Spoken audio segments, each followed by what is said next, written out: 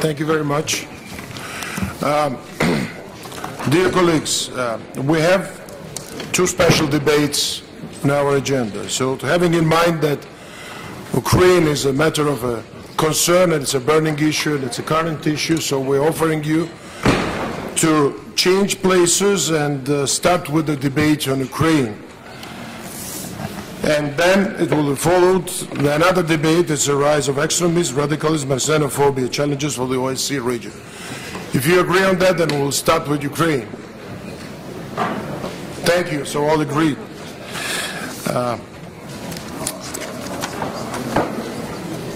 So it's late. We agreed on it already.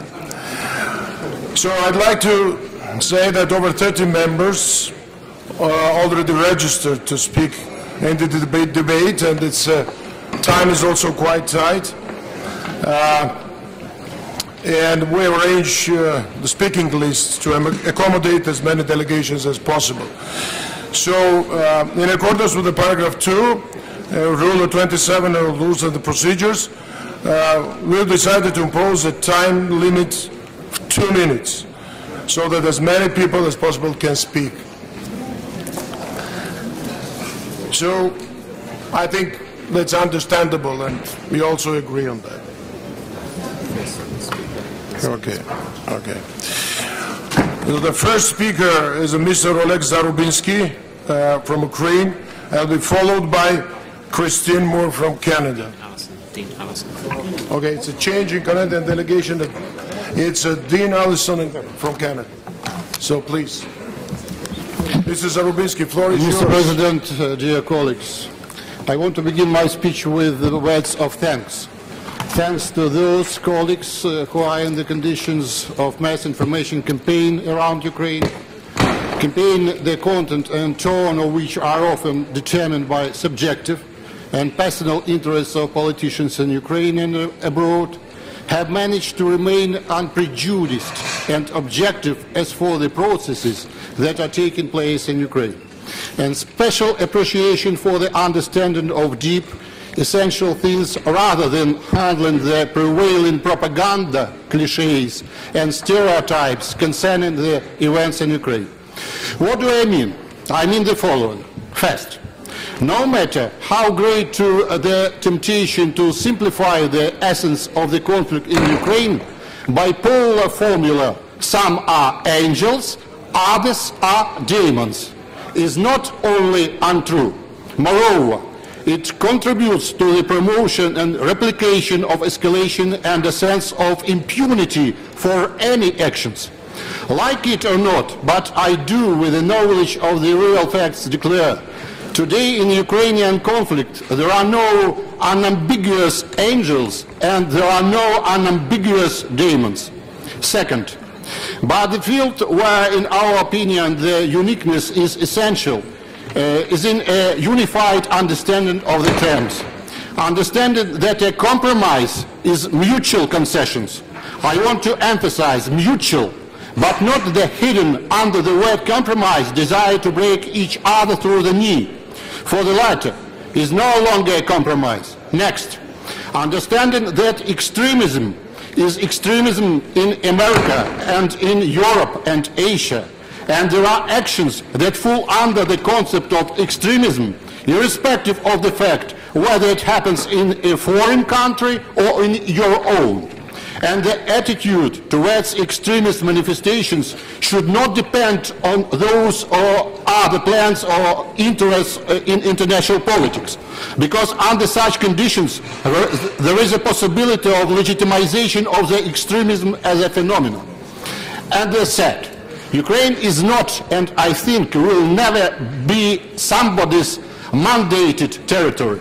Therefore, no one except the citizens of Ukraine should determine who will be today, tomorrow, or the day after tomorrow in power in our country, and who in the opposition, and even more, who should occupy certain positions. Nobody.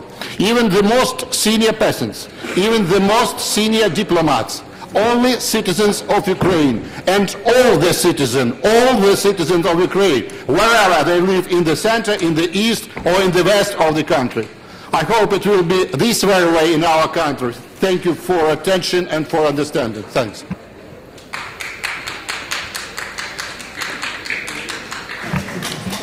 Thank you. Thank you, Mr. Chair. I want to add my concerns to those expressed by countless others within the OSCE community about the crisis in Ukraine. Since the Parliamentary Assembly first met in 1992, parliamentarians have gathered to hold each other to account regarding the implementation of OSCE principles, including democracy and respect for human rights and the fundamental freedoms. These principles are at the core of building peace and comprehensive security in the region. Regrettably, the right to freedom of assembly, media freedom, and freedom of expression have been under threat in recent weeks as political instability engulfs Ukraine. We all agree that Ukraine's path towards democracy and prosperity must be restored. Real dialogue between the Ukrainian government and the people of Ukraine is necessary to resolve the situation peacefully and in a way that reinforces Ukraine's commitment to the OSCE principles. We all have a role to play, both individually and collectively, to encourage such a resolution. Canada takes pride in the strong people-to-people bond it shares with Ukraine, a bond that has been nurtured for more than 100 years. As such, we have taken particular interest in monitoring developments as the crisis continues and in supporting a real peaceful dialogue. Our ambassador for religious freedom recently visited Ukraine and met with religious leaders to discuss the crisis and their roles in encouraging dialogue between all parties. Just a few weeks ago, Canada's House of Commons adopted a motion calling for the Ukrainian government to bring to justice those responsible for these acts of violence. The motion also called for the Ukrainian security forces and government to refrain from the use of violence and to respect the people of Ukraine's right to peaceful protest. In adopting the motion, members also agreed to stand united with the Ukrainian people in their aspiration for freedom, democracy, human rights, and the rule of law. Most recently, the Canadian government announced that it is restricting the entry into Canada of key Ukrainian officials responsible for the violent repression of those protests. Further options will be considered as events unfold. In conclusion, I want to take this opportunity to call on all Ukrainian parties and Ukraine's international partners to play a positive, constructive role in ending the crisis peacefully through political dialogue. Our dialogue here in the Parliamentary Assembly reinforces the essential role that we as parliamentarians can play in achieving this goal. The stakes are high, not only for the people of Ukraine, but also for the OSCE general community in general. Thank you very much for your attention. Thank you very much. Mr. Vladimir Senko from Belarus, please. Thank you, Mr. President. Next one will be dear colleagues, Elena Bondarenko, Ukraine.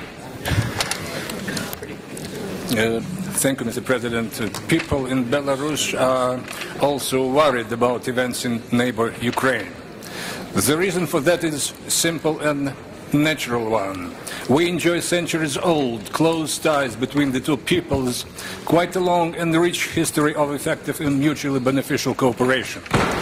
We feel genuinely proud to have as our good neighbor Ukraine, great European nation with enormous potential in each sphere of political, economic, scientific and cultural activities. Indeed, this country is living through a difficult period of its history, the time of serious social transformation on the way to building democratic society. However, we in Belarus remain absolutely sure that this great country does have all the resources to find a political solution to the current complicated situation. And what is utterly important, to find it independently.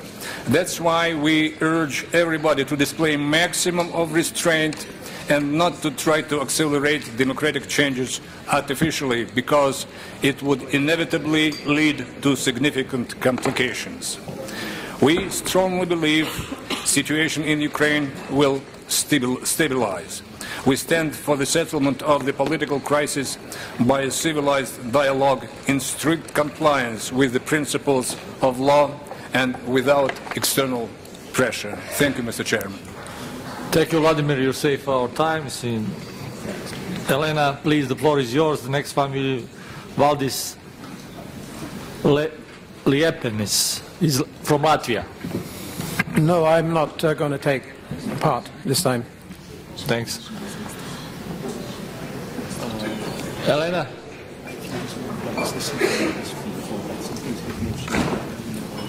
Elena Bondarenko?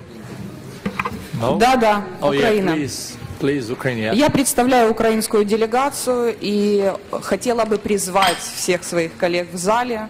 При обсуждении очень важно помнить, что такой тонкий, такой хрупкий вопрос, как украинский вопрос, очень важно рассматривать, помятуя, помня, держа в уме три принципа. Это прежде всего объективность при рассмотрении. Второе – это полноценность информации, которая у нас есть об Украине.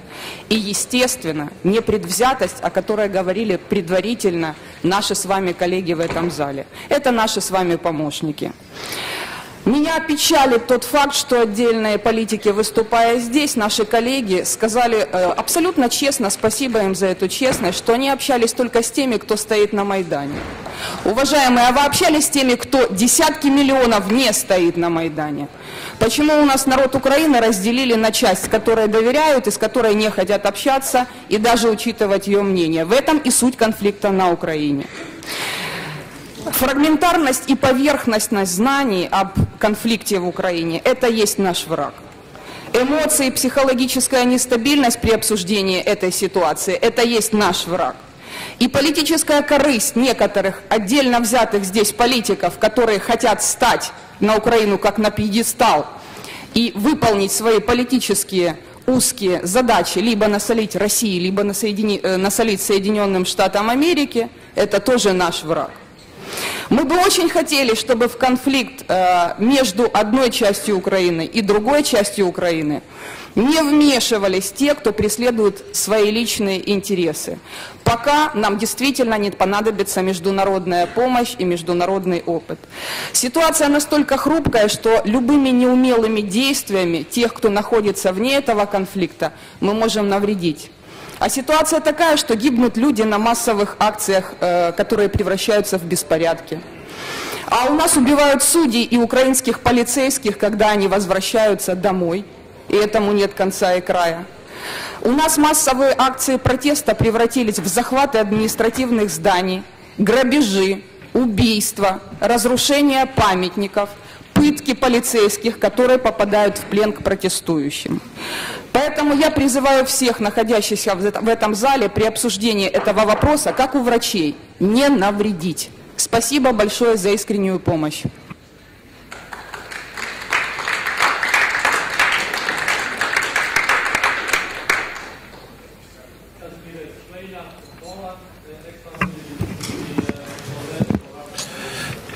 Sorry. Playing up for Poland, the next one will be, after him will be Mr. Lebedev for Russian Federation. Kazimierz, please, the floor is yours. Yes. Mr. President, ladies and gentlemen, a fundamental principle of the Organization for Security and Cooperation in Europe to prevent conflicts. I'm sure that we all want Ukraine to be strong, safe and wealthy, with all European countries as well as OSCE intends on such Ukraine. Polish government and especially the Polish Prime Minister strives for such a support for Ukraine and Ukrainians to help them become democratic, safe and wealthy part of Europe. We look for the Swiss presidency in the OSCE and the mediation experience in solving such crises with hope. All Europe is concerned about the situation in Ukraine. We appeal to the President of Ukraine to conduct a constructive dialogue with the opposition to resolve the conflict by peaceful and democratic methods. Torture and repression of opposition activists in Ukraine is not the method of democracy. The cases of killings of opposition activists in Ukraine cannot remain without adequate response of the international community. In the present situation, it is essential of the establishment of the OSCE observer mission to monitor the situation in Ukraine. The main tasks of mission will include an analysis of cases of violation of the rules of democracy and to investigate the depth and instead of torture the activists of Euromaidan. The authorities in Kiev have to return to respect for human rights. Thank you.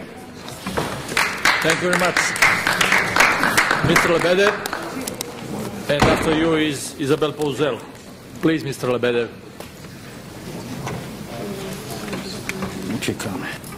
Спасибо, господин председатель. Сегодня в этом зале некоторые коллеги обвинили Россию в экономическом давлении на Украину. Но давайте вернемся к событиям и вспомним, как все начиналось. Камнем преткновения стал вопрос о заключении Киевом соглашения об ассоциации с Европейским Союзом, которое было подготовлено в рамках программы Европейский Союз с Восточным партнерством. После тщательного анализа экономических последствий реализации этого соглашения руководством Украины было принято решение отложить его подписание, что вызвало бурю отрицательных эмоций со стороны Европейского Союза и стало толчком к внутреннему противостоянию в Украине. Россия всегда ясно и последовательно исходила из того, что выбор вектора развития независимого государства, решение вопроса об участии в тех или иных интеграционных процессах и структурах – суверенное право каждого государства. Мы никогда не пытались кому-то что-то навязать, понимая, что интеграция может быть прочной лишь тогда, когда она опирается на взаимные интересы. Ожидали, что такое же уважение, свобода выбора украинского народа будут проявлены и нашими европейскими партнерами. И были неприятно удивлены, когда оказалось, что в понимании представителей Европейского Союза и Соединенных Штатов Америки свободный выбор за украинцев уже сделан и однозначно означает европейское будущее. Принимать или не принимать такое предложение – дело самих украинцев, и только их. Понятно, что какая-то часть общества может не согласиться с позицией руководства страны и открыто заявить об этом, может добиваться ее изменения, но в конституционном законодательном поле. Ситуацию нельзя назвать приемлемой, когда процесс демократического волеизлияния подменяется уличной демократией, когда мнение манифестантов, оказывающих силовое давление на законно избранную власть, выдается за мнение всего украинского народа. Беспорядки, уличное насилие в любой столице стран Европейского Союза воспринимаются так, как они в принципе того и заслуживают, как угроза общественному порядку и демократическому строю. И российская сторона, в отличие от стран Европейского Союза, не пыталась ставить эту позицию под сомнение, не посылала своих представителей поддерживать бесчинствующих демонстрантов. Раскачивание ситуации в государстве, находящемся в центре европейского континента, вряд ли может отвечать чьим-либо интересам. Нельзя не видеть, что в действиях антиправительственных сил в Украине все активнее проявляются националистические, экстремистские настроения. Все чаще звучат антисемитские российские призывы. То есть наряду с законно избранной властью и оппозицией возникли другие радикальные силы, которые никем не контролируются и точно не собираются придерживаться цивилизованных стандартов поведения. При этом вопрос об интеграционных приоритетах отходит на второй план. Заслоняется все более радикальными лозунгами, не имеющими ничего общего с европейской культурой. С учетом этого совершенно бесперспективными выглядят попытки решить за граждан Украины, каким должно быть будущее их государства. Очевидно, что переход к принципиально новому, более высокому уровню партнерства может быть достигнут только на основе равноправия, взаимного уважения и взаимного учета интересов всех заинтересованных сторон. Спасибо. Thank you, Mr. Lebedev. Isabel, the floor is yours, and Makis Voridic will be the next one. Isabel. Gracias, presidente. He estado en muchas ocasiones en Ucrania. He asistido desde las primeras como observadora electoral desde el principio de la Revolución Naranja. Y me duele la situación que se ha creado por la radicalización que se ha producido en las últimas semanas, en los últimos meses, dentro de este país. Las negociaciones abiertas finalmente entre el gobierno de Yanukovych y la oposición parece que están alcanzando algunos de sus objetivos. En primer lugar, han acabado con el gobierno, con la dimisión del gobierno y con la derogación de las leyes aprobadas el 16 de enero. La crisis de Ucrania es una crisis interna, pero también es una crisis internacional, que está provocando tensiones inesperadas hasta ahora entre Ucrania y los países atlánticos, entre Ucrania y la Unión Europea y entre la Unión Europea y Rusia, hasta el punto de que en algunos momentos nos parece recordar a la antigua situación de Guerra Fría que vivíamos en Europa y entre los países, entre Europa, los países atlánticos y los países del este. Por lo tanto, Este problema, aunque lo tienen que solucionar los ucranianos, sin duda es un problema que ha tomado un aspecto mucho más global, mucho más internacional. La ruptura, además, de Ucrania con Europa, que se acaba de escenificar hace poco, tendrá sin duda unas consecuencias en todos los países de la región, entre todos los países de la antigua Unión Soviética, que poco a poco, y aunque ya han pasado 20 años, históricamente 20 años es muy poco, para que se puedan consolidar como Estado. La propia sociedad ucraniana tendrá que resolver y ver cómo resuelve estos problemas, pero es difícil entender que se exija, tiene que estar claro quién lo exige, a un país que tenga que tener la exclusividad en las relaciones bilaterales.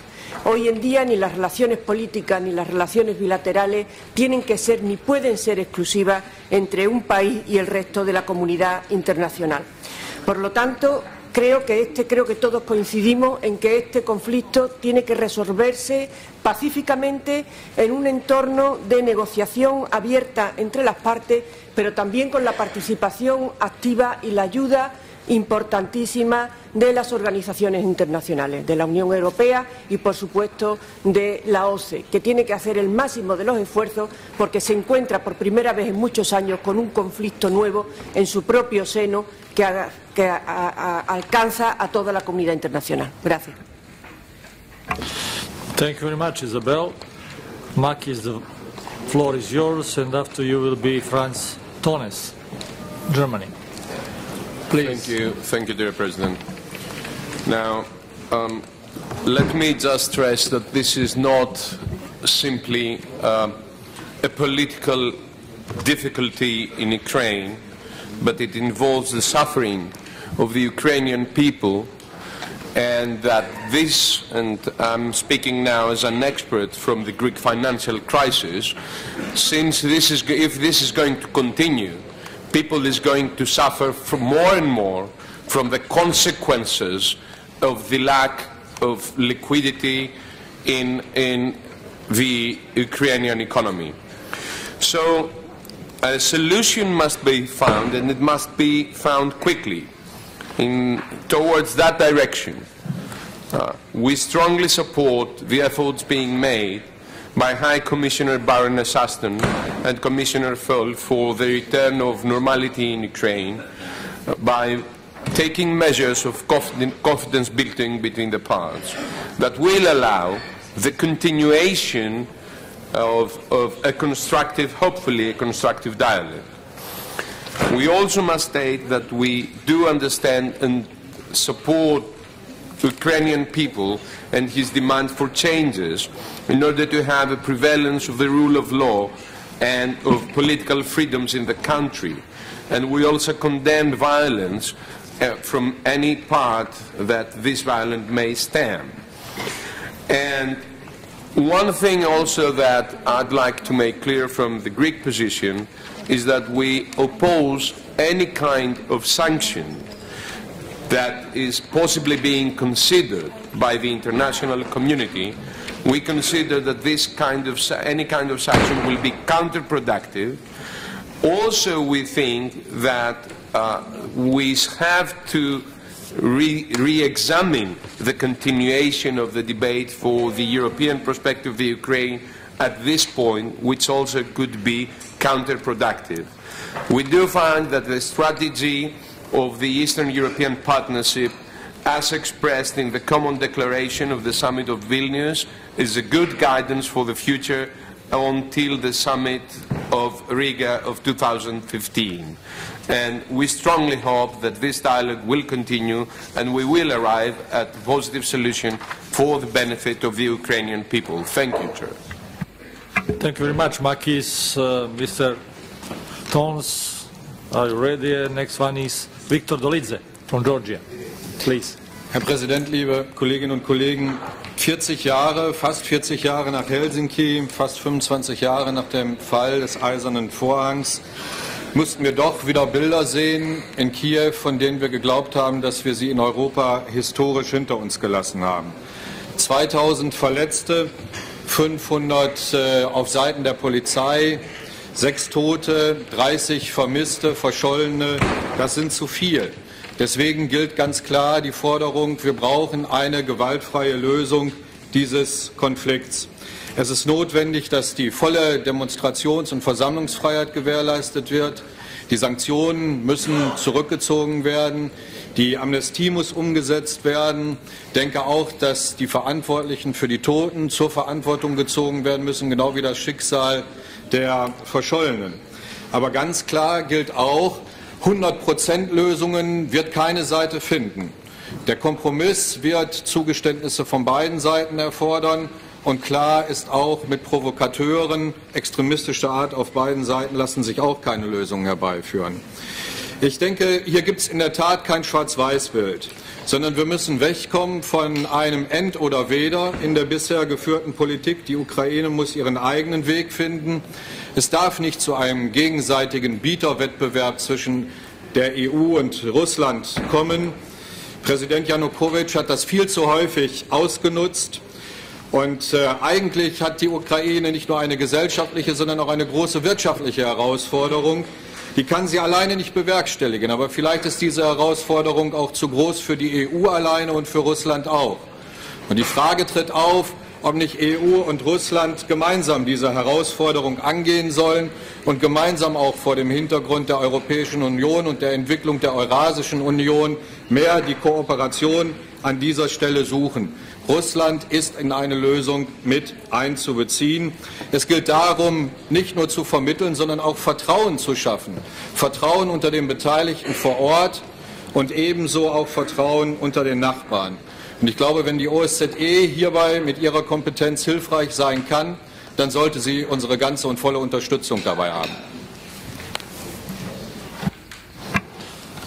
Thank you very much, Franz.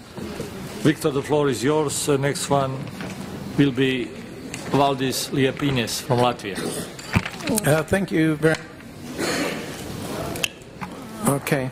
Thank you very much, Mr. Chairman. Ukraine for Georgia is not only a friend. Ukraine for Georgia is a strategic partner and Guam member country, you know. We really expressed our deep concern over the developments in Ukraine and the use of force against peaceful citizens that resulted in human deaths and severe health injuries. And this was put in the statement of Georgian parliament. It was bipartisan statement, both from majority and minority of Georgian parliament. We express our regrets and offer our condolences to the Ukrainian people for that. We condemned any form of violence and escalation of situation which may lead the country to a large-scale civil confrontation. The Parliament of Georgia shared the spirit of the statements made by the European Union and the United States and believes that using force and escalation of tension will not bring the country out of the political crisis. At the same time, we called upon on the both sides to find a solution only through a dialogue. Mr. Chairman, I would like to underline that Georgia expressed full solidarity to the Ukrainian people's aspiration to become a full-fledged member of the European family, founded on freedom, rule of law, and human rights. And we are convinced that Russian Federation will not be able to change Ukraine's European choice through forcing them to refuse the association agreement. Finally, I would like to wish Ukrainian people all the best and prosperity. I thank you, Mr. Chairman. Thank you. Valdis, the floor is yours. Next one will be Mykola Katerchuk from Ukraine. Thank you very much. I'll try and be very brief. I think the OSCE Parliamentary Assembly should support vigorous actions, including placing increased diplomatic pressure and the introduction of personalized targeted measures and sanctions on traveling and freezing assets and property of those Ukrainian officials, legislators and their business sponsors who are responsible for a large-scale massive violation of human rights and of the rule of law. repression against peaceful citizens, deaths of citizens, as well as the introduction of draconian laws violating the international obligations of the Ukrainian state. So in short, I think we should be taking action rather than just talking about our solidarity with the Ukrainian people. And we need to take very vigorous action. Thank you very much for your attention. Thank you very much, Mikola. Katarchuk, your floor is yours. The next one. Уважаемый господин президент, уважаемые коллеги, я представляю оппозиционную фракцию «Батькивщина» и являюсь лидером Европейской партии Украины. Ситуация в Украине сейчас очень накалена, особенно последними событиями. От мирных акций, протестов до гибели людей на Майдане, репрессиями, избиениями, запугиванием, арестами, похищениями, пытками.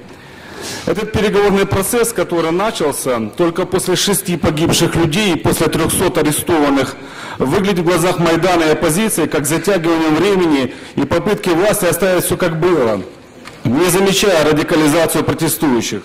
В любой момент ситуация может стать абсолютно неуправляемой, как властью, так и оппозицией. Люди на улице устали ждать выполнения их требований. У оппозиции практически нет влияния на переговорный процесс, так как в парламенте мы в меньшинстве. Суды, милиция, армия, вся силовая машина работает на власть. И это дает уверенность власти, что можно, не торопясь, решать политический конфликт, не идя на уступки оппозиции. В этих условиях власть выдвинула свое видение решения конфликта, особенно не заботясь о тех настроениях, которые есть в обществе. От имени оппозиции и Майдана уполномочен заявить о том, что власть не способна обеспечить неиспользование силы в отношении митингующим и в переговорном процессе решить политический конфликт. Поэтому мы считаем необходимым участие международных посредников по урегулированию конфликта в Украине. Недоверие, которое сейчас непреодолимо, требует гаранта договоренностей. Те инициативы, которые предлагает власть по изменению системы через изменения в Конституцию, они приемлемы, но ни одни изменения в Конституцию не могут решить конфликт.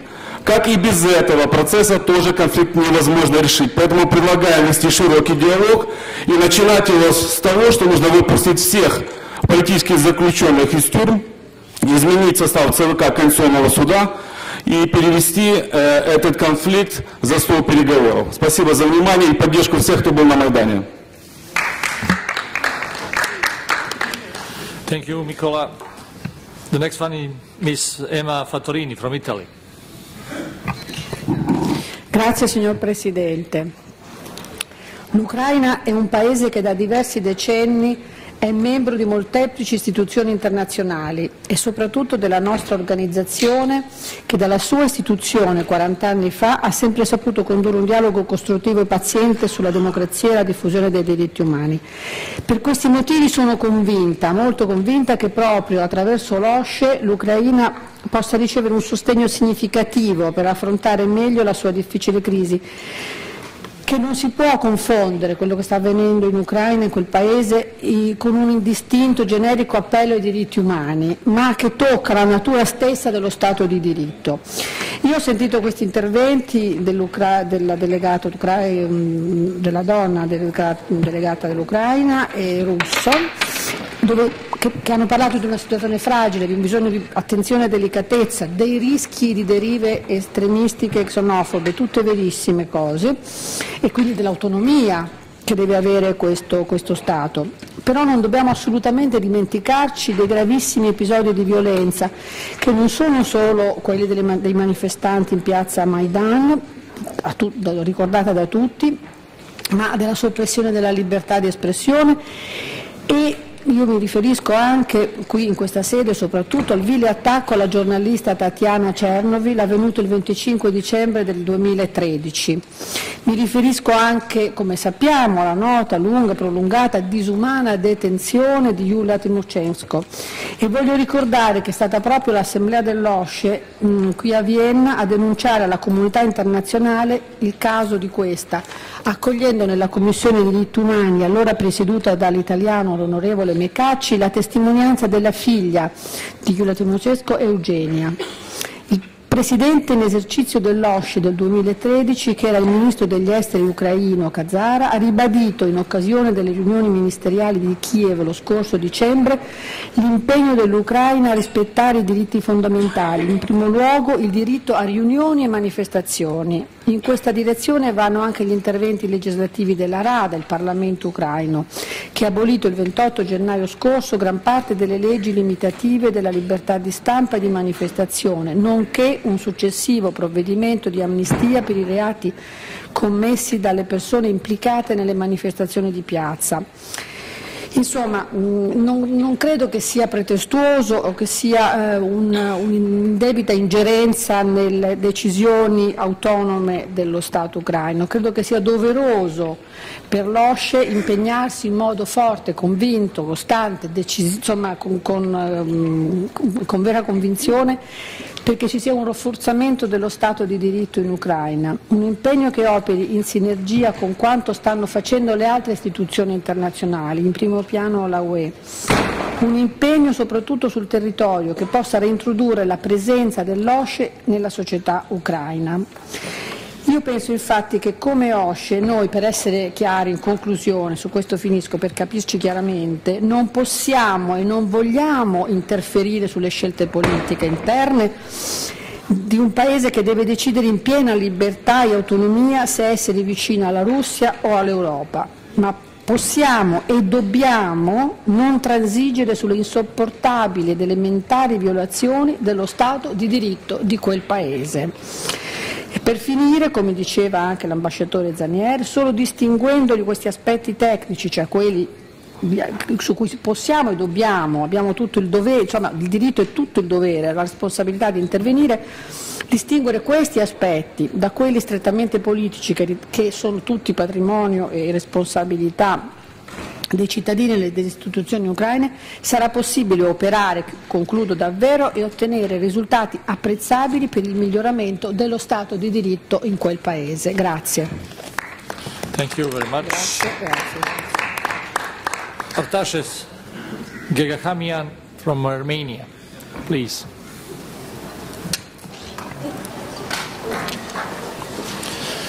Внимательно анализируя события, происходящие в Украине после Вильнюсского саммита ноября 2013 года, невольно на память приходят известные труды политологов, которые стали бестселлерами. Я имею в виду работу Эдварда Лютвака «Государственный переворот» или «Практическое пособие» и работу Джозефа Овертона «Технология разрушения» или «Окно Джозефа Овертона». Это что, случайное совпадение или тщательно проработанный сценарий, который воплощается в жизнь? Дать сейчас конкретный ответ на этот вопрос, пожалуй, будет несерьезно. Но что абсолютное совпадение теоретических посулов, государственных переворотов и технологии разрушения имеет место быть, это непреложный факт. Я абсолютно поддерживаю позицию коллеги из Германии, который сказал, что разрешение украинского конфликта возможно лишь при условии, когда Европейский Союз, Россия и руководство Украины сядут за стол переговоров и поставят перед собой одну единственную цель – с обеих сторон обеспечить необходимые предпосылки для развития экономики Украины, для обеспечения стабильности, окончательное решение быть ассоциативным членом Евросоюза или войти в таможенный союз – это право суверенной Украины и ее народа. Спасибо за внимание. Thank you. Adao Silva from Portugal, and to be ready, Valentin Navalichenko from Ukraine.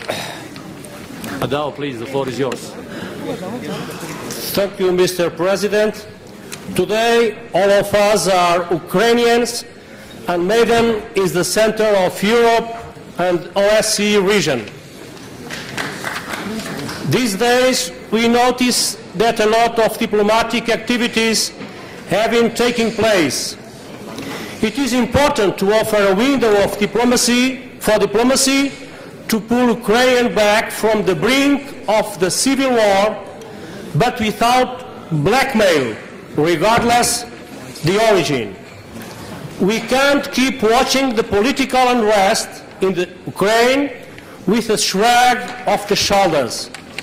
There are people getting killed in clashes, people missing, injured people. We must prevent that by all means. What an extraordinary gift if we could offer to our organization by helping to solve the Ukrainian situation. OSCE-EPA has the expertise in promoting and assisting measures towards reconciliation and peace.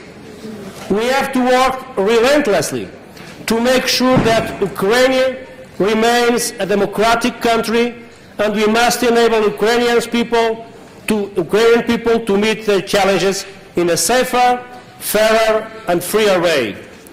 We must claim that all the arrested protesters must be unconditionally released, that political reforms must further negotiations between the President and the opposition leaders must continue in a productive way. And we should constitute today a task force in order to monitor the situation at the level of the Ukrainian Parliament with full support, of course, of our Ukrainian colleagues. Thank you. Thank you very much, Adel. And Valentin Novalchenko has to be ready. Victor Paul Dobrev from Romania. Valentin, please, the floor is yours. Dear ladies and gentlemen, thank you for your attention, and let me start with the main point. You see and hear in Ukraine civic activists and our people standing for democracy in our own right to choose the future without intimidation and fear. That's the main point what we got. We got nationwide NGO civil movement called Maidan. In my special honor today to represent to you the leader, the real civic leader of the Maidan, Ms. Ruslana, our famous singer. And also what I would like to express also a concern from a Ukrainian delegation, as our distinguished colleague from Russian Federation mentioned, as xenophobia and anti-Semitism. Our main concern that such issues we are faced within the Ministry of Interior and Special Forces in Ukraine. I think this is the real threat to all Ukrainian people. When we see Nazi swastika, anti-Semitism propaganda as an ideology of the Special Forces of Ukraine, who are now being used by the government against the peaceful protesters. So my address and my call to all you distinguished colleagues, continue your support, especially towards non-partisan NGO organization in Ukraine. And thank you all you, my dear friends, for medical care, for political support, for your resolutions in most OSCE family countries, protecting and supporting civil movement in Ukraine. Thank you very much. Thank you, Valentin. Now is Victor Paul Dobrev from Romania. Thank you, Mr. President. I am deeply concerned by the political unrest and the escalating tensions in our neighboring country. I strongly believe that the only sustainable solution for the crisis is strengthening the rule of law and the democratic mechanism for political dialogue. The only possible answer to the crisis is a political one. Therefore, a real dialogue between the government and the opposition must be reached at once. I fully support the position taken by the OSCE when it emphasized the importance of the engagement of all sides in a meaningful process. The Ukrainian people should choose free from foreign interference its economic and political paths and which international agreements and communities Ukraine should join. The decision taken lately show that the consultation process has its shortcomings, and this is also the message the population transmitted through protests, considering that its voice has not been taken into account. Ukraine is a European country, both by geography and by politics, and should be to follow its European paths beyond mere declarations. Europe, the European Union, has a duty to make sure it offers an appropriate and consistent support to a country with economic challenges and cultural diversity. Thank you. Thank you very much. Next one is Alexander Stoyan from Ukraine, and after him will be Jaromir Štětina from Czech Republic. Alexander, the floor is yours. Уважаемые коллеги, я хочу вас кратко поинформировать о тех важных политических шагах президента Украины и фракции партии регионов, направленных на урегулирование противостояния в нашем обществе. Во-первых, по требованию Евромайдана президент Украины принял отставку премьер-министра Украины и предложил возглавить правительство одному из лидеров оппозиции Арсению Яценюку. Думаю, что создание коалиционного правительства могло бы урегулировать эту проблему. Во-вторых, мы приняли, на наш взгляд, компромиссный закон, позволяющий освободить организаторов массовых беспорядков и тех, кто устраивал погромы и захваты государственных учреждений, при условии, что эти учреждения будут освобождены. В-третьих, мы сейчас рассматриваем следующее требование Евромайдана о возвращении Конституции 2004 года. Хочу сказать, что и президент Украины, и наша политическая сила, партия регионов, готовы и на этот политический компромисс.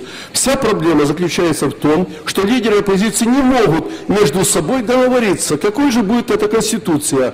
В частности, лидер Батькивщины Яценюк, который мы предложили пост премьера, хочет к возврату парламентско-президентской республики. Если он станет премьером, это даст ему большие полномочия. В то же время Виталий Кличко, который заявил, что он идет на выборы президента, наоборот, требует усиления полномочий президента. Вот никак мы с собой не разберутся.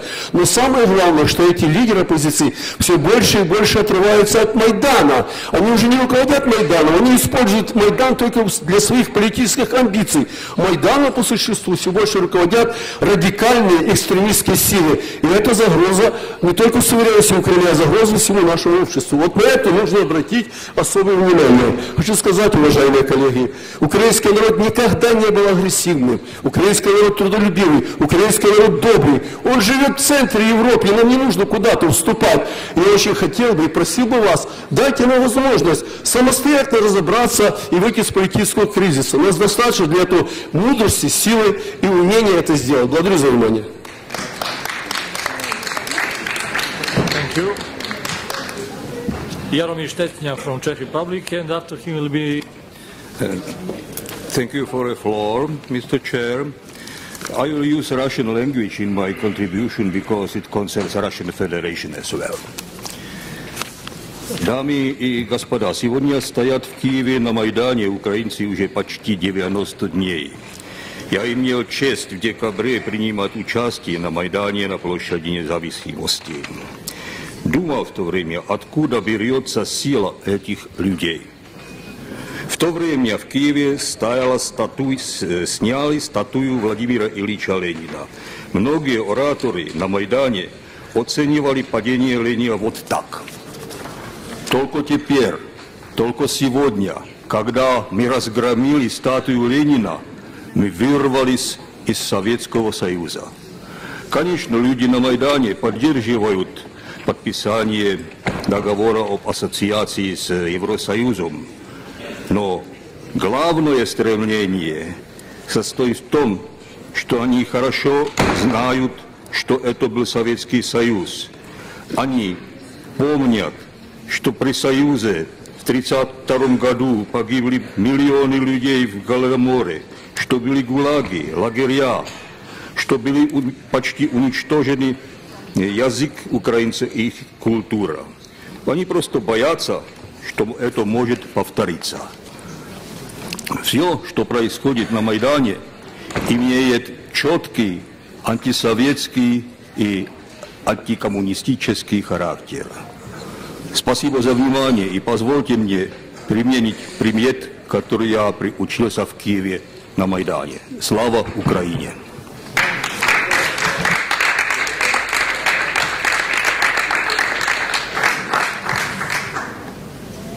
Thank you, Jaromir. And as I announce, Madame Marie Francis Bechtel from France. The next one will be Barbara Bartus from Poland. Monsieur le Président, l'Ukraine est un grand pays au sort duquel nous attachons tous une grande importance. Mais nous savons tous aussi que derrière la question de l'Ukraine, il y a la question des relations entre l'Europe et la Russie. Mon observation est la suivante. Je voudrais souligner combien il est nécessaire à notre organisation d'aider à promouvoir une vision équilibrée de ce que l'on nommait autrefois les rapports Est-Ouest.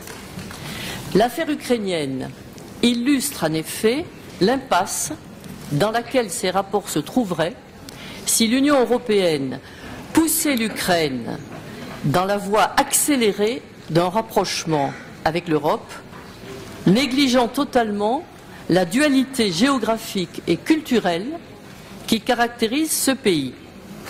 À mes yeux, il appartient à notre organisation de dire fortement que la solution est dans un dialogue sincèrement mené entre l'Union européenne et la Russie. Certes, nous sommes tous inquiets des violations des droits de l'homme et il faut pour cela faire confiance à la diplomatie, notamment à la diplomatie multilatérale. Mais au-delà, ce qui est nécessaire aujourd'hui, c'est un véritable dialogue approfondi entre l'Union européenne et la Russie.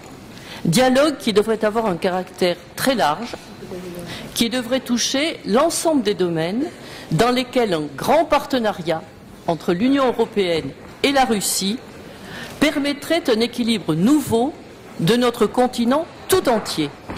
Car c'est bien l'avenir de notre continent, de notre Europe tout entière, qui est ici en jeu. Si un tel dialogue pouvait avoir lieu, la question ukrainienne y trouverait sa juste place parmi d'autres sujets, au lieu de constituer, comme aujourd'hui, une impasse. À mes yeux, il appartient à l'OSCE de pousser l'Union européenne dans cette voie qui seule, me semble-t-il, est une voie d'avenir. Thank you, Marie. And now is Ms. Barbara Bartus from Poland. And after her is Ilya Kostuno from Russian Federation. Barbara. Thank you. Mr. President, dear colleagues, the escalation of violence in Ukraine, targeted attacks against journalists and peaceful protesters, reported missing persons and, above all, deaths of several protesters are a source of extreme worry and must be condemned. It should be underlined that it increased tensions, the worsening violence, fruitless meetings full of threats and ultimatums don't represent any better way forward for Ukraine. It's not a platform for a national dialogue in the democratic country. Ukraine as a strong, stable, predictable, responsible, independent and self-decisive member of the OSCE shall be regarded as a matter of common interest. The dialogue between the government and opposition must be continued, and proper change to the constitution should be considered and implemented as soon as possible to decrease the political tension and to enable the new government its effective functioning. I would like to underline that now more than ever, the OSCE is the most relevant platform to support this dialogue. In particular, I urge the new Swiss presidency to engage in the mediation process and to undertake any actions that fully use the potential and mechanisms of our organization. Thank you. Thank you very much, Barbara. Mr. Ilya Kostunov, and after him, Ms. Oksana Kalentyuk from Ukraine. Ilya, please, the floor is yours. Спасибо. Уважаемые коллеги, рассматривая ситуацию вокруг Украины, необходимо учитывать тяжелое социально-экономическое положение, в котором сегодня оказалась Украина. Нужно понимать, что Украина, возможно, единственная страна, совокупная экономика которой сегодня меньше, чем была на момент обретения независимости в 1991 году. А тогда у нее были наилучшие стартовые условия из всех частей Советского Союза. При том, что абсолютно все правительства независимой Украины ориентировались на Европу, впрочем, как и российские тоже. В Евросоюз Украину сегодня никто не зовет, а приглашает в зону свободной торговли. По сути, приглашают полностью открыть свои рынки без серьезных обещаний взаимности и встречных практичных шагов. В СНГ установлена зона свободной торговли, где учтены условия, на которых, например, Россия вступала в ВТО. Украина в этой зоне участвует. По внешнему периметру эта зона защищена для того, чтобы набирать силы в рамках производственных отраслей, промышленности, сельского хозяйства и так далее. Вскрытие этой защиты через украинскую границу означало бы, что на Украину хлынул бы поток конкурентоспособных товаров, который начал бы вытеснять украинские товары с украинского рынка. А эти товары в рамках зоны свободной торговли СНГ пошли бы в Россию, Белоруссию и Казахстан. Это несопоставимо с продолжением льготного режима, существующего между нашими странами. Не будет никаких санкций против Украины. Мы просто вернулись бы к общепринятым нормам, которые называются режимом наибольшего благоприятствования, в то время как зона свободной торговли СНГ предоставляет льготы сверх этого режима. Знаете, если Евросоюз действительно хочет помочь Украине, было бы сильным ходом, если бы Евросоюз в одностороннем порядке снял все таможенные барьеры на поставку продукции из Украины. Это помогло развитию промышленности и торговли. А значит, шансов на развитие демократии станет еще больше. Ведь в бедных странах демократия не развивается. А политические вопросы украинский народ сам решит на ближайших выборах. Спасибо. Thank you, Ilya.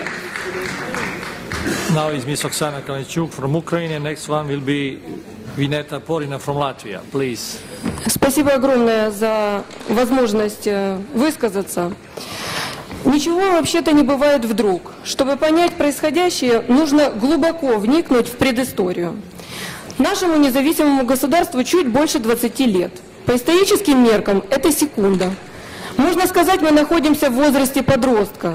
Позвольте сделать акцент. Причина сегодняшнего противостояния не является неподписание договора об ассоциации. Неподписание договора стало лишь катализатором проявления проблем в обществе, что накопились в стране за последних 23 года. Уже через неделю противостояний было видно, что у каждого участника были свои мотивы для присоединения или неприсоединения к протесту в том или ином виде. В 90-х мы приобрели независимость. В некотором роде она для нас, как для государства, была сюрпризом. Но страна продолжала жить по накатанной. У населения не было понимания, что социализм закончился, что началось время свободной экономики. Приобретя независимость, мы не определили изначально, в каком общественно-политическом строе мы планируем жить. К сожалению, у нас до сих пор нет четкого ответа на этот вопрос. Часть населения продолжает жить при социализме и, соответственно, справедливо ожидает бесплатное образование, медицину в полном объеме, обязательное обеспечение работой. Другая часть населения представляет средний и малый бизнес, который рос и взрослел с 90-х, принимая все вызовы нового экономического пространства. Представители среднего бизнеса прошли весь путь развития от наемных рабочих до учредителей собственных бизнесов, формируя новую культуру. В 2004 году их голос звучал на Майдане, но оппозиция, которая пришла к власти, не смогла качественно изменить ситуацию. И лишь очень небольшая часть населения, начиная с 90-х годов, завладела практически всем национальным богатством. Она все эти годы формировала работу государственной машины под себя. Именно по этой причине все оказались на разных полюсах, и противоречия накапливались годами, разрывая страну на части. Обществу необходим был диалог. Отсутствие этого диалога взорвало ситуацию. Фракция, которую я представляю, это фракция Коммунистической партии Украины, которая, понимая всю эту проблематику, предлагала проведение референдума, который предоставил бы возможность вскрыть все проблемы до того, как начнется бунт, который мы сегодня наблюдаем. В акции протеста вовлечены разные социальные слои общества и поколения.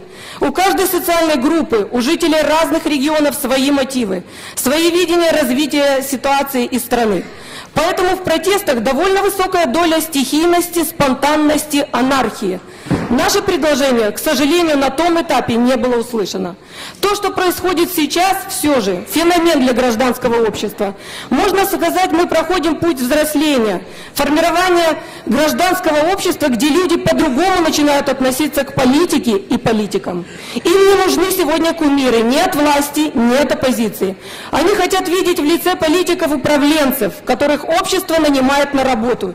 И если они не справляются с поставленными задачами, то их увольняют и берут более эффективных. Со временем выбор эффективного менеджера для обслуживания интересов общества станет нормой жизни. Каждое государство проходило через такие события, просто это было у всех давно. Я полностью согласна с господином Оливером Спенсером, который сказал вчера, что мы как парламентарии должны стать настоящими качественными посредниками в диалоге между правительством и обществом. Именно это сегодня и делает наша фракция, имея такие ценности в политической культуре. Мы очень ценим все ваши советы и благодарны за ваше участие в урегулировании политического конфликта в Украине. И все же я хочу подчеркнуть, политик – это родитель по отношению к своему народу. И я верю, мы сможем самостоятельно воспитать нашего ребенка. Ведь наша любовь к нему бесспорно сильней, чем у кого-либо другого. Спасибо. Thank you, Oksana. As I announced, Ms. Inet Porina from Latvia, and next one will be Nils Zasena from Portugal. Dear Chairman, dear colleagues, Ukraine is currently the top issue regarding the rule of law in the OSCE area. It is obvious that what is happening is a geopolitical struggle for Ukraine. The situation in Ukraine gives serious food for thought. That is why it is crucial for the OSCE and the EU to cooperate on issues related to Ukraine. The EU and Russia are two main external factors affecting Ukraine. But democracy and the rule of law in this dispute is represented only by the EU. The other side represents geopolitics and imperial ambitions. The Russian Federation has implemented aggressive propaganda against Ukraine's European integration. Russia's propaganda is aimed in two main directions. First one at the West and often heard at the OSCE, also at Assembly. Secondly, at the public in Russia and its neighboring countries. Russia is not even attempting to conceal its geopolitical ambitions. Russian officials have already announced that Eurasian Union is not possible without Ukraine. There is reasonable suspicion that Latvia has also been planned to have a role in the Eurasia project. Many current ongoings in Latvia are related to the development of President Putin's Eurasia project. Many people also do not know what the Eurasian integration offered by Russia really is, what role of Moscow will have in this new union, and what part will other capitals get to play. Let us not hold any illusions. The Eurasian Union will not resemble the EU. It will be the heir of the USSR, where the big brother will govern all policy. For Ukrainians or Armenians to see the future of their country in the Eurasian Union, they just have to look at Abkhazia, South Ossetia or Transnistria. There it is clear Moscow understands the right of self-determination of nations and the sovereignty of independent states. Georgians and Moldovans already know it. That is why they are continue to work towards association agreements with the EU.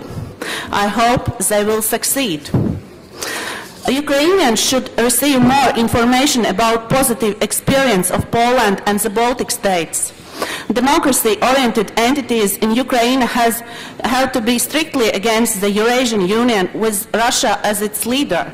The EU and the OSCE must contribute to further democratic development in Ukraine, in ensuring that the fundamental issues that the state is dealing with are resolved in a democratic manner. Thank you for your attention.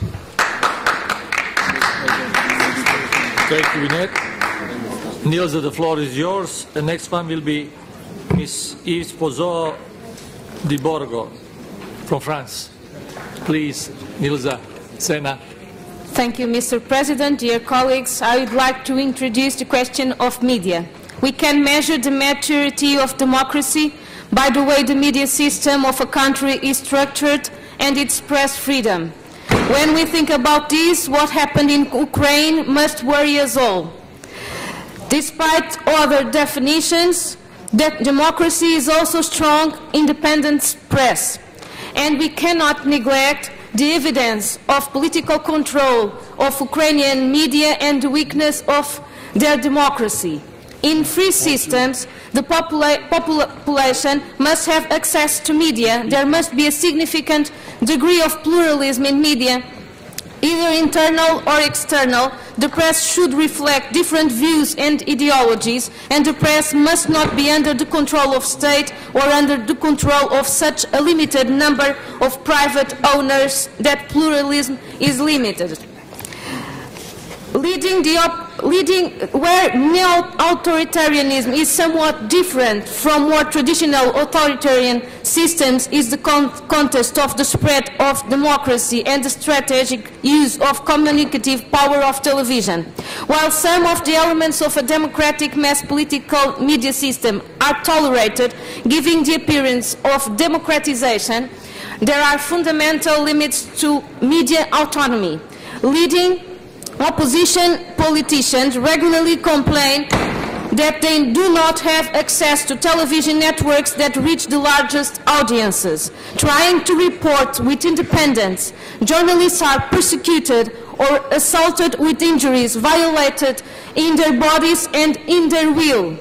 After 2012 parliamentary elections in Ukraine, the OSCE recommended to the Ukrainian authorities further efforts in improving its democratic patterns. The last events in Ukraine represent a serious regression in these efforts. We are all concerned with the events in Kiev and elsewhere in Ukraine. We must show our full support to democratic values. However, it is up to the Ukrainian people to decide about their future. I believe that they will choose wisely and that democracy will prevail. Thank you. Thank you, Nilza. Yves, please, the floor is yours. The next one will be Hedy Fry from Canada. L'Ukraine souffre d'une adaptation à un monde nouveau qu'elle n'a pas connu et l'incapacité de ses dirigeants d'y répondre, mais cela ne saurait justifier qu'on foule aux pieds les principes même des droits de la démocratie que défend notre organisation et notre Assemblée. Je voudrais faire comme ma collègue française une remarque qui est, je considère, importante. L'Ukraine indirectement est la conséquence d'une absence de véritable collaboration entre la Russie et l'Union européenne. Je devrais même dire qu'il y a une totale incompréhension entre ces deux blocs. La Russie n'a pas de politique européenne digne de ce nom et l'Union européenne n'a pas non plus de politique russe digne de ce nom. Il existe de la part de l'Europe une politique allemande à l'égard de la Russie, une politique polonaise à l'égard de la Russie, une politique britannique à l'égard de la Russie, une politique française à l'égard de la Russie, mais il n'y a pas de politique européenne. et donc pas de réflexion stratégique européenne à l'égard de la Russie. Et inversement, il n'y a pas à l'égard de la part de la Russie une politique à l'égard de l'Europe. Il y a une politique à l'égard de la France, une politique à l'égard de l'Allemagne, une politique à l'égard de la Pologne, une politique à l'égard des pays lettons, mais il n'y a pas de réflexion de la part de la Russie à l'égard de l'Europe. Aujourd'hui, une collaboration étroite entre l'Union européenne et la Russie est une nécessité et doit devenir une évidence. Il se tient tous les 6 mois une rencontre, c'est une sorte de rituel qui existe entre l'Union européenne et la Russie, mais c'est un rituel, ces rencontres, c'est traditionnellement et ça patine beaucoup. Ce que j'espère, c'est que les nouveaux dirigeants de l'Europe qui vont arriver au mois de juin, nouveaux commissaires européens, nouveaux présidents de l'Union européenne, nouveaux pays, nouveaux parlements européens, puissent s'engager dans une politique à l'égard de la Russie, et c'est un élément fondamental. Parce qu'en ce qui concerne la Russie et l'Union européenne, il y a des intérêts communs nombreux, et ce serait un partenariat stratégique dès lors que l'Union européenne et la Russie établiraient un véritable dialogue. Et la crise en Ukraine s'en trouverait améliorée. Évitons les tensions de part et d'autre. L'Ukraine est sur le chemin de la démocratie, et dans là y rester, associons la Russie et l'Europe à la négociation d'un compromis acceptable par tous et profitable à la démocratie.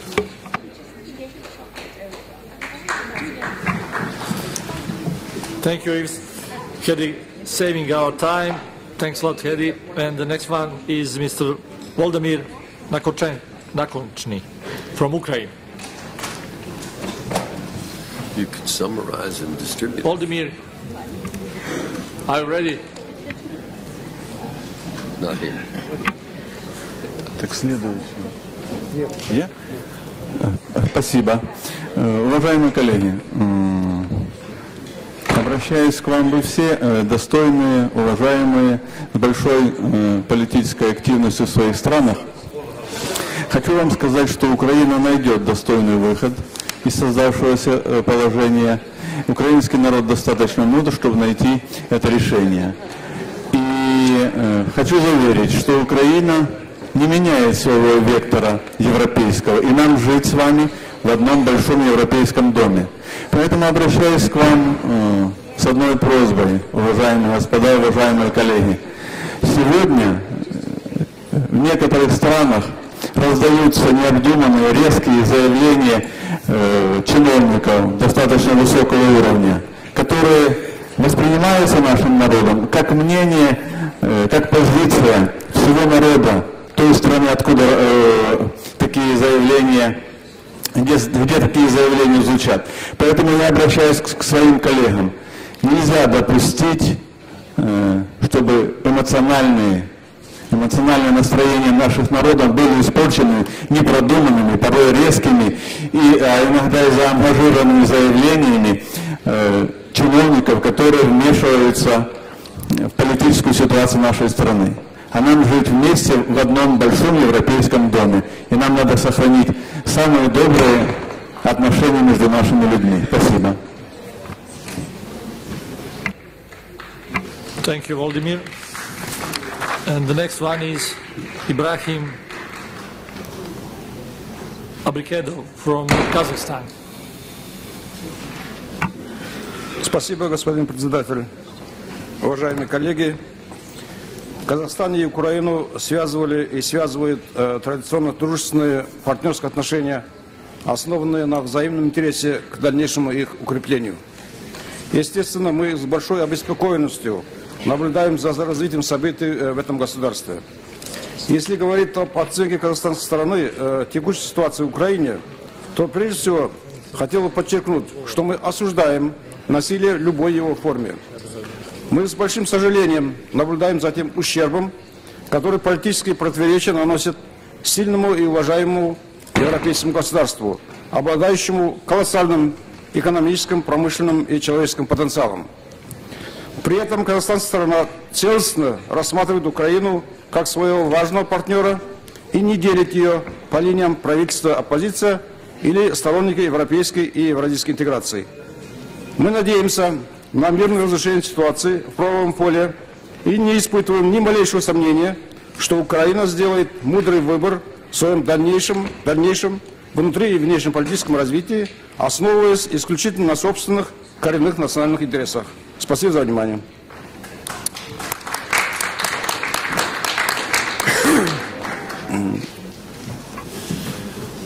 Thanks a lot, dear colleagues. And last one has to be Vice President George Serratelli, but he is not in the hall. Did I miss somebody? Okay. Practically, we have now to conclude the special debate of the.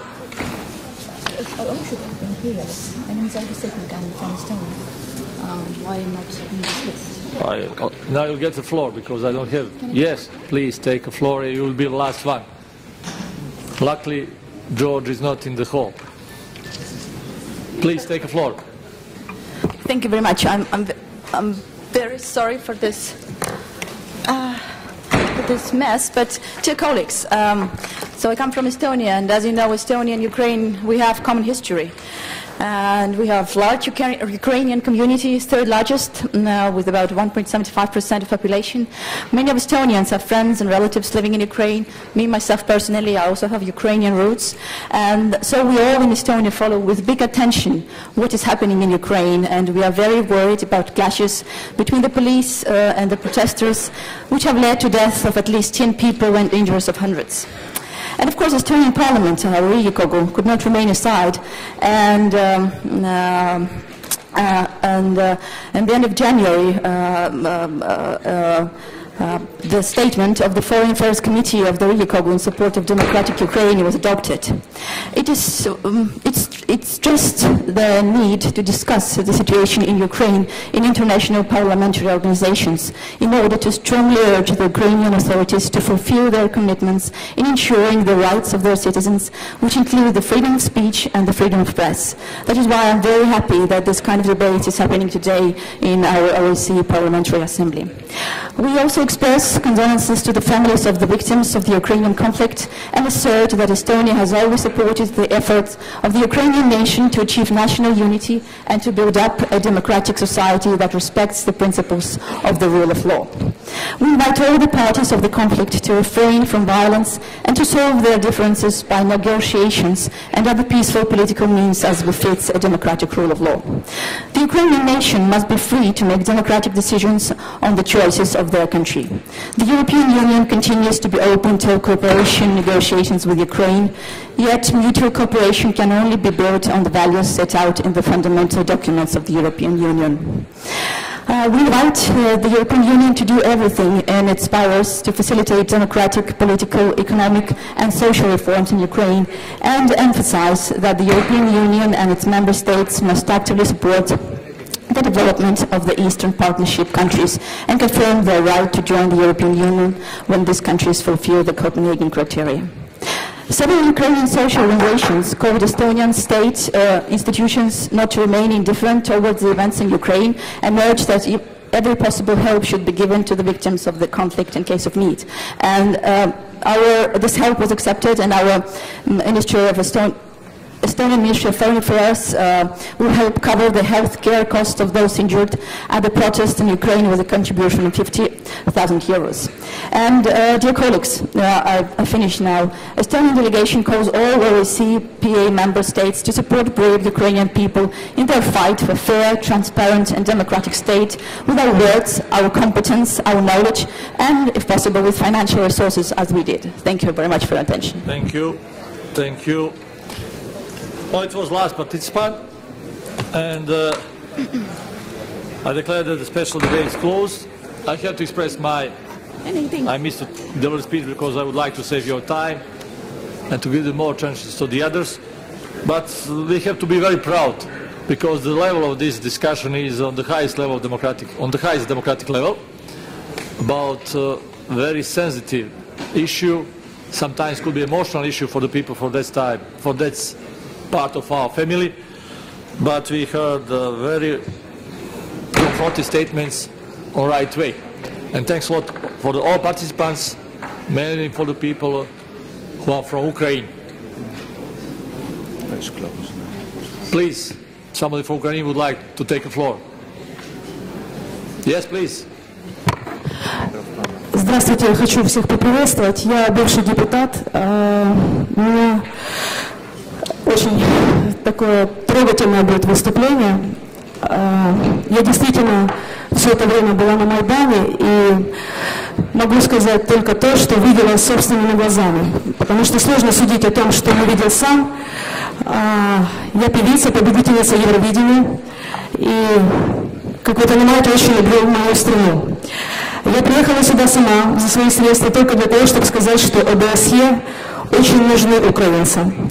И мы все знаем, что информацией, идеологией действительно можно легко манипулировать, но нельзя манипулировать правдой. Сегодня создана общественная комиссия в Украине, которая начала составлять черную книгу массовых нарушений прав человека.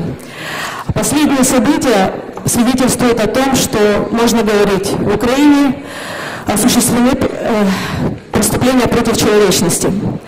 Кто протестующие в Украине? Это очень разные люди. Люди разных регионов страны, разных профессий, возрастов, которые протестуют по всей стране, но не просто за евроинтеграцию, а против агрессивных и кровавых действий полицейской власти. Чтобы разогнать митинг, не обязательно специального подразделения Беркут проламывать череп студенту. Во время всех митингов в Украине это были тысячи, сотни тысяч и миллионы людей. Я бы просто по-человечески хотела обратиться ко всем вам. Приедьте в Украину, увидьте все своими глазами и сделайте выводы. Ужасные избиения, разгоны митингов присутствуют сегодня в регионах страны, не только в Киеве. Я понимаю, что можно манипулировать и новостями, и информацией, но есть то, что было, есть и остается на самом деле. То, что снято множеством, в том числе иностранных масс-медиа. Мы очень просим миссию ОБСЕ в Украину помочь людям, которые бесправны в условиях насилия. Я могу добавить лишь одно. Valentin, please help me. To keep the order. Большое спасибо. Thank you very much. Thanks a lot for support. Thank you. Thanks a lot, Valentin.